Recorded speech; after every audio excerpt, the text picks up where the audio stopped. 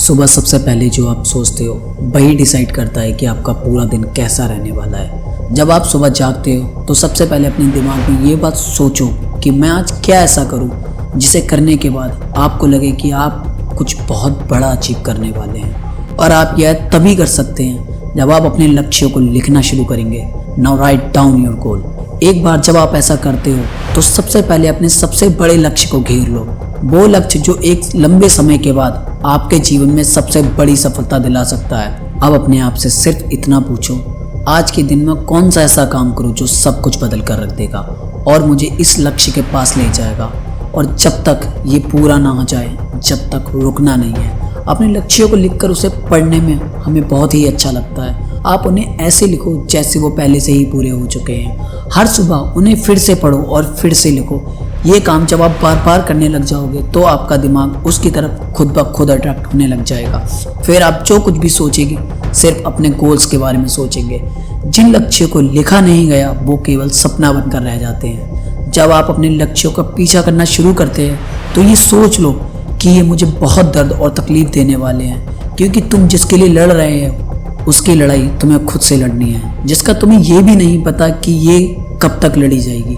इसीलिए कोई भी लक्ष्य बनाने से पहले ये बात सोच लेना कि मुझे इसे किसी भी हाल में पूरा करना है।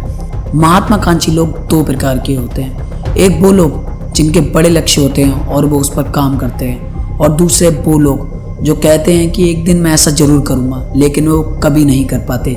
ब्रिटिश अरबपति ब्रैनसन में उनकी कामयाबी के रहस्य के बारे में पूछा गया था तो उन्होंने बिना किसी संकोच के बहुत सिंपल सा जवाब दिया कि दिन में एक टाइम वर्कआउट जरूर करो, जो हर किसी के शरीर के लिए स्वस्थ और दिमाग को तेज रखता है। और उनका शरीर लगातार पूरी दुनिया में यात्रा करने के लिए तैयार रहता है। कुछ लोग इसको मजाक में लेते हैं, लेकिन हमारे शरीर की भलाई इसी में है, जो सच में सफलता की चाबी में से एक है। जब आप अपने शरीर से मांगना बंद कर देते हो तो आप कहीं और से कैसे उम्मीद लगा सकते हो।